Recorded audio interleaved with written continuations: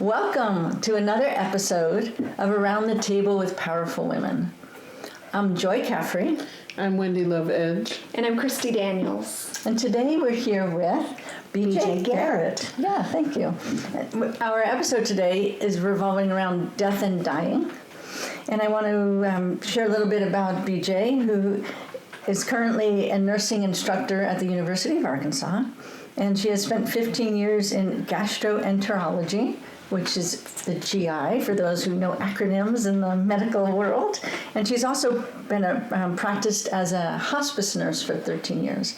And this topic is particularly passionate to me because I opened up through some of my healing gifts when a very close dear friend of mine died at 23 years old, and also just from a lot of deaths that I encountered as a child. And so I know you mentioned to me that it's also a subject that's really dear to your heart. So let's start there. Tell me more about how you came into being a hospice nurse and the care of death and dying for you. Okay. I had a similar experience to you. A dear friend of mine died of AIDS in the 80s. Mm-hmm. And his mother, father, aunt, and 3 friends were his core caregivers. I was not in medicine at the time. And the hospice nurse asked me where I worked, and I told her the advertising agency I worked for. And she said, "You mean you're not a nurse?" And I said, "No." And she said, "Well, that's a loss to our profession." So that planted the seed. Profound. Yeah, that planted the seed, and I did not graduate from nursing school until 2001. So that was a long bridge that I contemplated whether or not I should do that. And I did work at the GI clinic for a couple of years, but after 2 years, I got a job at Hospice Austin's Christopher House, where I worked for 13 years, because I knew that I needed to be in that genre. I had to give back from the gift of taking care of my friend while he died. So that was how I got into hospice.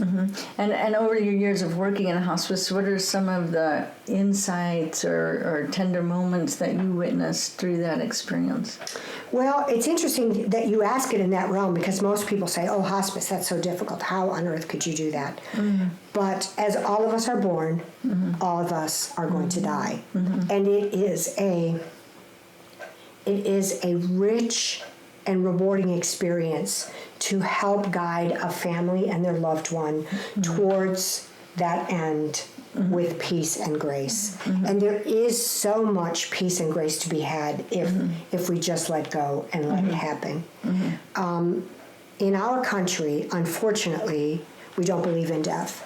And so many times families are so anxious. Well, don't start hospice, that means we're giving up. That's not it at all. Hospice is fulfilling needs at the end of life. It's pain management, it's spirituality, it's achieving goals, it's communication, it's helping the family to come to grips with what's happening. It's a very holistic endeavor, and it takes a lot of people. There's volunteers, there's pets that visit, physicians, nursing assistants, nurses. So it takes a team of people, and it is the most rewarding and satisfying thing I've ever done, ever. When you're just saying that, I was thinking, we say it takes a village when we're birthing a child or raising a child. It's the same at the end of life, too. Yeah. It's exactly true. And as an energy healer that can perceive things that maybe isn't always seen to other people. I spent weeks with a woman that died from ALS, and besides all of the family and everyone there, also her loved ones that had already crossed had been there. Absolutely. For those days beforehand, and they were in the room with us, and I could feel them and sense them and perceive them, and they were, it was, Now, you have a gift that most people don't see the loved ones, but every person that's involved in hospice knows that they're there, and we all believe, because the patient that's dying talks to them, and the patient that's dying reaches out to them, and we know as practitioners that they are there, but we don't really ever get to see them or hear them in a way that you might. So I love hearing the exact same story. I have just a funny humorous story to share with Kim that was dying, her grandfather, who was an artist and loved music,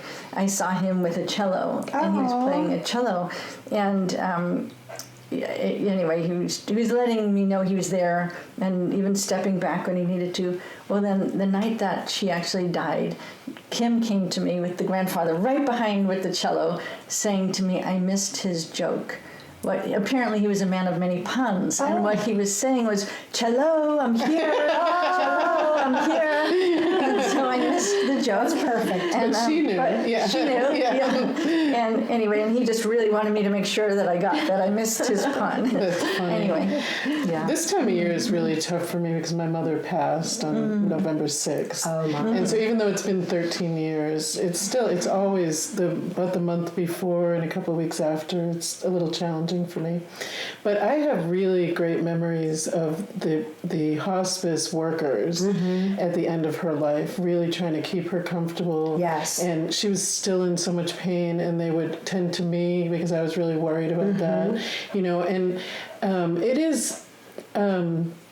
it's difficult. So many people came and they let everyone just sit around her bed and be there, kind of hold space for her and help her pass. And then her brother lived in Virginia, and she just was so close to passing, but when he was on his way. And so she was really kind of out of it, and I remember getting real close to her and saying, "Mom, are you waiting for your brother to come? Are you waiting for Uncle Robert to come?" And she just kind of nodded. And she passed soon after he arrived. Oh, yeah. And he hear that story many and times. he said to her, "I'm here now, Claire," and but really the staff being so kind to all of us, and even giving me a place to sleep because I wanted to stay there. It just gave so much comfort at a time that was so difficult. And I talked to so many people who have that experience with hospice. It's so important. I think at home, we can also do that if the family's able to provide it. But in our modern world, it's really hard. Well, it does take more than one person to care for someone that's dying. And if you can have round-the-clock help, like when my friend Bobby died. Because it's needed around the clock. I mean, you just, the patient can't go hours without attention. And so there was 6 of us that cared for him. And it took 6 of us to do it. So it is lovely if you can have your loved one die at home, because that's where most people say they want to die. 80% of people in this country die in a hospital or a nursing home, and more than almost 100% say they'd like to die at home.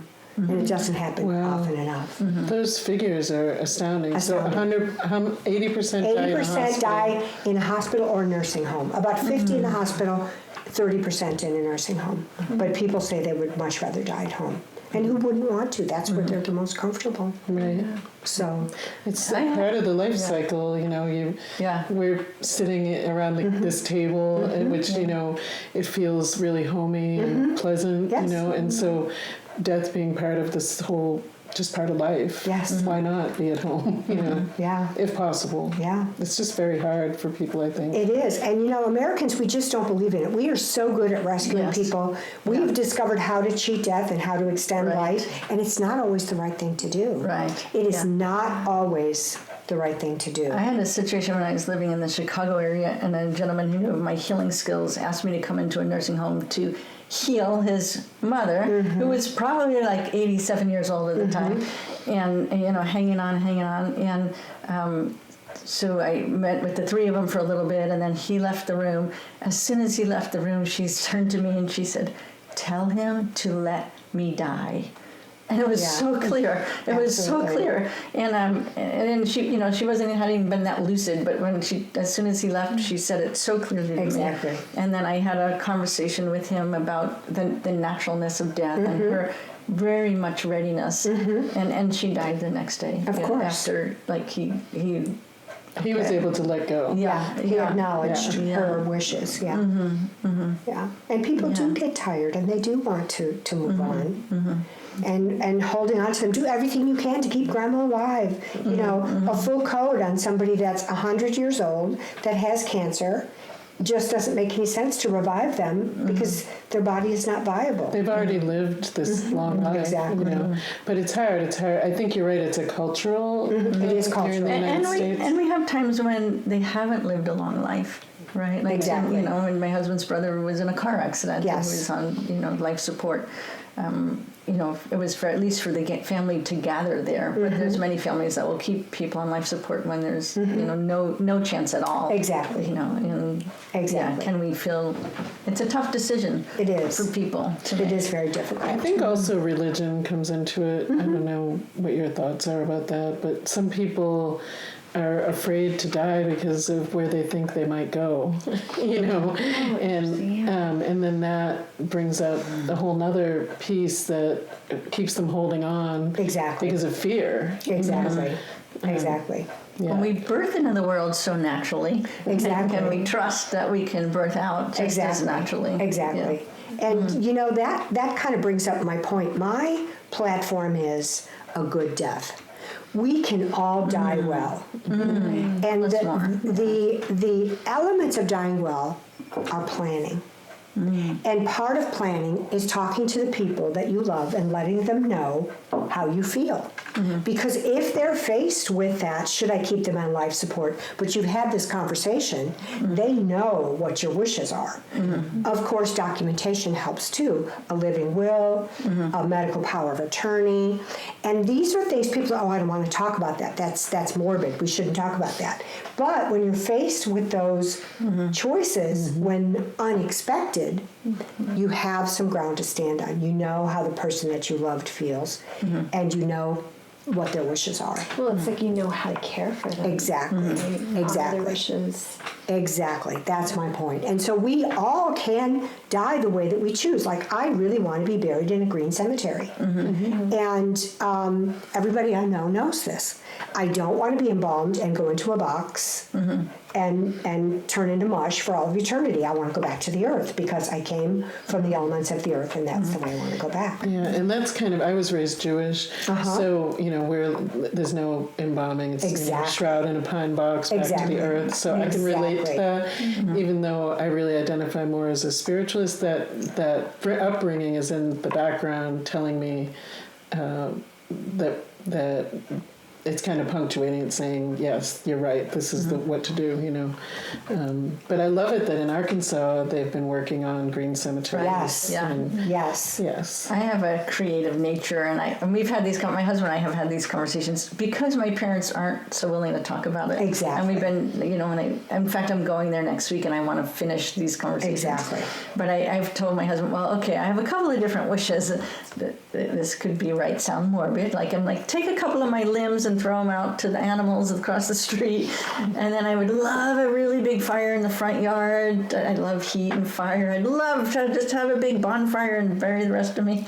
And he's, I don't know if the city would go for that. That is true. That may not be illegal in all 50 states. Yeah, right. You have to figure out where you could. I could do we that. could do that if not here, but Yeah, exactly. but I think those conversations are important, and you're absolutely right. People put the stops on it, but you know, let's face it. In America today, people aren't even wanting to really plan their future at all. Never mind their death. You know, it's really difficult to get people to stop for a minute and say, "Well, what are your goals? Where are you? What is it that you'd like to do?" And then taking that step further, really planning the end too. Exactly. And That's true. There's an organization called the 5 Wishes. Are you familiar with Yes, that? and it is legal in Arkansas, actually. I taught an end-of-life issues class in Texas. That was one of the exercises that we did, although it was not legal in Texas, but it still got the students to think about it, you know. But here, it is a legal document. And so... What is this? I'm not aware of it. It's how you want to be taken care of, who you want to be there, what legal ramifications. It's 5 different wishes. Okay. And I can't Yeah, I should have Yeah, we should have grabbed it out.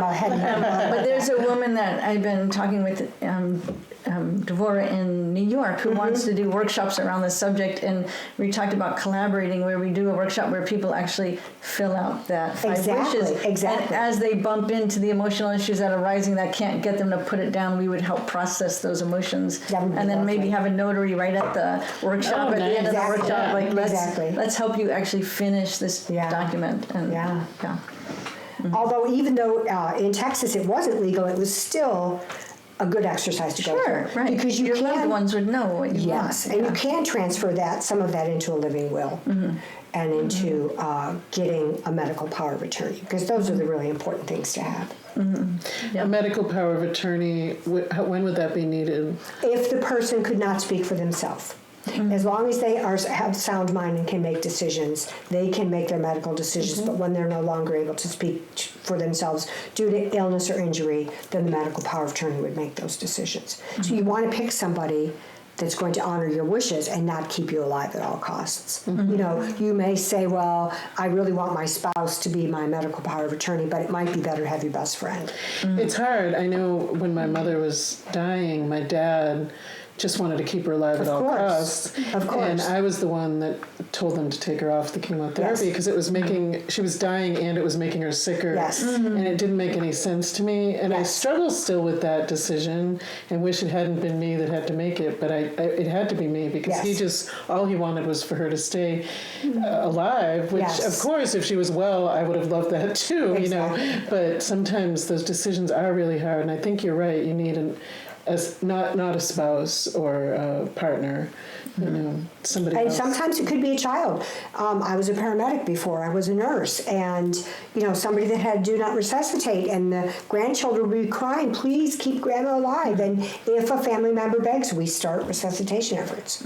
Although in most cases it's futile, but the point is, just the act of trying gives some comfort and some closure to the family. Right. Yeah. So I actually had a near-death experience. Wow. That and I just dreamed about it last night, which I guess maybe was even in preparation for this. I didn't even think about it. And it was a situation where I have endometriosis, which is when the lining of the uterus goes outside of the uterus, and an endometriosis scar broke open on top of a blood vessel, a major blood vessel. So I was bleeding internally, not externally. Right. And I literally left my body to say goodbye to my husband, to my oldest daughter, to my son. I got to our 5-year-old at the time, and she was holding me like a kite. Yeah. You know, and she came in the room and I was like, it's time to call the ambulance, Mommy, like in real life. But a friend of ours who was watching our son that day was a nurse, and she came and she saw me in the morning, and then she saw me 12 hours later, which the entire time I was just bleeding internally. I was really lucky that I lived that long, right? That's a time where I'm actually really happy that there was medical intervention. Yes. And I think so much. It wasn't your time. It wasn't my time. Yeah, how much was I meant to? Keep it on. It's interesting when you say it wasn't her time, because everyone does have a time, and yet we keep trying to cheat that. Exactly. You know? We try to change our time. Rather than honor. Exactly. Exactly. Make it beautiful. Yeah. Because it can be beautiful. Some of the most beautiful things I've seen in my life are families standing around bed when their loved one left the planet. It can be very peaceful. Just as we're born into the world, we also leave this world. Yeah. And if your listeners get anything from my message, it is open up a dialogue with the people that you love. Make sure that you talk about what it is that they want, and tell your friends and your loved ones what you want, because that's how you can get what you want. You can plan for it. You can have the paperwork and the documentation in place, and the people that know you and love you will know and hopefully honor your wishes, because that's what it takes. We don't talk about death in this society. We just pretend like it doesn't happen.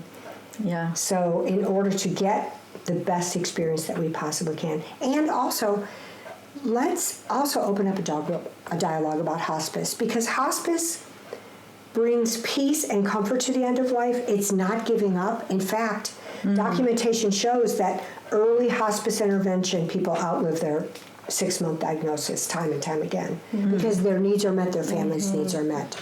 And they actually can live much, much longer. So hospice is not giving up. Hospice is stepping in and getting everybody's needs met. Yeah, and I think hospice is a compassionate choice. It is. For my husband and his family just experienced about 3 years ago the passing of their father. And so we were at Washington Regional Hospice. And so it was an actual room, he wasn't at home or anything. And they had an extra room that was at the side where everybody could sleep over. And he did end up living a lot longer, but his pain, which was the worst element of that, was taken care of. And they felt more at peace. And they were all there at the very end. And it was... The staff was just, they were beautiful. They were meeting all of the needs. All the needs were met. Yeah, they're well trained. Yeah.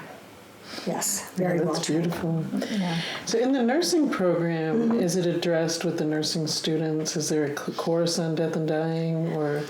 Actually, Kathy Hale teaches a course on end-of-life issues, and Dr. Murray teaches an older adult class, and I have been doing a single lecture on end-of-life issues. I still do a guest lecture at Austin Community College every semester because that was my class, and the person that got the class has me come in and teach. And my platform is A Good Death. And it's kind of funny because the students at Austin Community College are older, and they really embrace it. I mean, it's 16 weeks of all different topics. But one class with the students in their first semester of nursing, you can tell they're very uncomfortable. They're 19, 20, 21 years old, and they just really do not want to hear about it. They, some of them come back and tell me, the kids around me were saying, we just wish you would stop talking. Because it's never, they're young. They don't have a sense of mortality when you're 21 years old. I remember when my husband and I had a close friend, the other couple, we were both pregnant at the same time, and their baby was born a few months before ours and died a few days after their birth. And at the time, we were on this a sports team, and so many people from the sports team would say, could you go tell... say this to Stephanie, and I'm like, why don't you? And they're like, oh no, I'm not going to go there. And I just felt that sense of abandonment that people feel when they lose a loved one. Right. The death of a child that can become so isolating because we don't talk about it as a culture. Right. And that brings up a good point.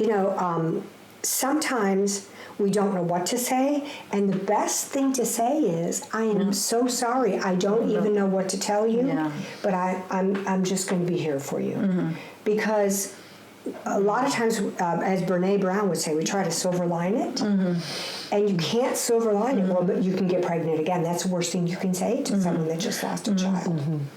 So just letting them know that you're there, calling them up and saying, how are you doing today? On a regular basis, don't abandon them because they do need that contact. And if you don't know what to say, there's always acts of service that you can do. Exactly. Like going, if it's a friend you know well enough, go into their home and literally take out their garbage because they're not thinking about that. Exactly. Or, do their laundry, switch their laundry for them. Bring some food. Yeah, bring some food. Bring some flowers. Yeah. Sit with them. Just, I'm going to come over and we're going to have a cup of tea. I want to extend this to another territory because I was thinking of it as we're speaking, and that's with pets. Like how often people struggle with not knowing when to put down their pet. And our family, we had a black lab whose hips were just awful, and we just couldn't bring ourselves. My husband and I were like, we'll wait till our daughter gets home from college. And then when she got there, we still weren't doing it. And it took our son to come home and say, guys, it's time. Yeah. Like, we need to go put him down. He's not having He's suffering. He's suffering, And I know a lot of other friends that I've spoken to really struggle with how long do I give. Do you think it's because you're making a choice to end their life? It makes it that much harder? With a person... In most states, or all of them, I don't know. Is it illegal to? Euthanasia is still illegal. It's illegal everywhere, right? But here, we're kind of forced because they're not passing on their own, but they're so sick or they can't even, go outside to go to the bathroom or whatever it happens to be. And so then you have to make that choice, which is a little bit harder. And I think what I've come to, because we've had to put down several pets, is it's maybe I now see it as a responsibility of the pet owner, because if that animal was in nature, in the wild, it would have died much sooner, way before. Right, but we've taken them out of nature, and now that they're in our homes, I think we have a responsibility for their to give them a more pain-free end of life. And I've sadly had to have some animals put down, and I think that the pain for me is to lose them out of our daily life. I find comfort in the fact that they're not going to suffer anymore, but I'm not going to see them anymore either. And I think that, to me, I can't say that for all owners, but to me, it isn't the choice of taking their life. It's setting them free, really. It's setting them free from their suffering. But it's just that I'm not going to see them anymore. And I had a cat, and I said, you tell me when you're ready. And the day that she told me, I just fell apart. But I knew. I promised you, when you're ready, you just tell me. And she told me, and that was that. I had to honor her wishes. So. And maybe that also still translates back to our loved ones, is that we're not ready to lose them in our lives. Exactly. Right? We don't want to see them in pain, but we're not ready to have it be the last time that we're going to be Exactly. present. But it's also cultural, because in other cultures, they accept death as natural. And we just don't. We just, the doctors can do something to keep them alive. And it's sad, because it is so natural. It used to be that the person would die in the home, we would clean them and dress them, and we would put them to show in the parlor, the front room of the house. Yeah, I wish we still had that. Well, I want that. I know. I would love to. Home funerals are legal in every state in the United States, and you can do that. Oh, this is good information for me. Yeah, in Austin, Texas, they had a home funeral practice, and these women would come in. Donna Belks was one of the women.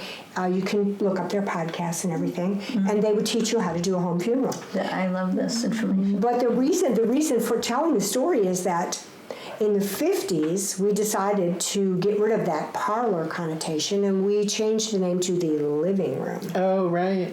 From the parlor, because the parlor was associated with the funeral. And now we call a funeral parlor the parlor. Oh, right. And the house out of the home is the living room. And I actually learned, another reason that I learned that there's more of the funeral homes was during the Civil War. Yes. That they couldn't get the bodies back fast enough to the families to be able to have it in a healthy way. And so they had to start having the funeral homes. Well, they embalmed them in the field. Right, yeah. I think they would, for 5 cents, they would embalm your soldier and bring the soldier home on the train. So they still looked like a person. They didn't putrefy on the train ride home. But it quickly became a revenue stream. Right, that's what I heard. We really don't need to embalm our bodies. And there are wonderful TED Talks that you can look at as to how many Olympic swimming pools of embalming fluid we put underneath us. Underneath the ground. Right. How much concrete is under the ground. We could take a sidewalk.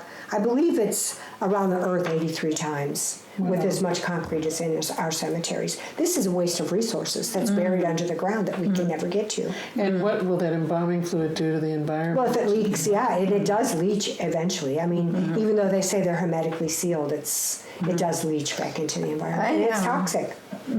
My brother had died and lived in Durango, Colorado, and at the time they didn't have the person that, I forget the name of the person that does the final death.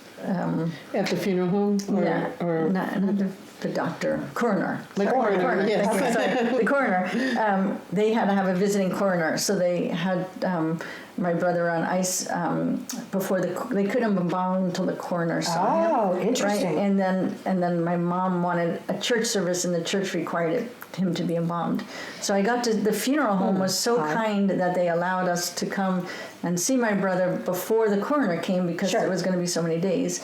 And so I went and saw my brother, and it looked like my brother. Yes. All right, and it was just a beautiful, intimate experience. And then several days later, when they had embalmed him and I saw him, it was like, who's that in the casket? That does not look anything like my brother. The fluids changed his facial features, and I was so happy that I got to see that before and after. And I adamantly told my husband, no embalming. Yes. No embalming for me. Yeah. I think that's a good choice. Yeah. Well, I think it might be time to Okay, wrap good, up. because I didn't look at the clock this time. Yeah. Thank you so much. Yeah, thank you for being here, BJ, and it's adding been my your pleasure. wisdom and And I just hope that some people do open up dialogue with their families. Yeah, that's us my too. wish. I hope Yeah. so. Thank you for inviting me. Thank you I for all really your appreciate work. it. so joyful. Here and for a soulful. Here's to a soulful, Joyful and edgy life. Thank you for watching another episode or listening to another episode, and see you next time. And we have a postscript that we would like to add. Go ahead, BJ. I would just like to challenge everyone to open up a dialogue about end-of-life wishes with the people that they love.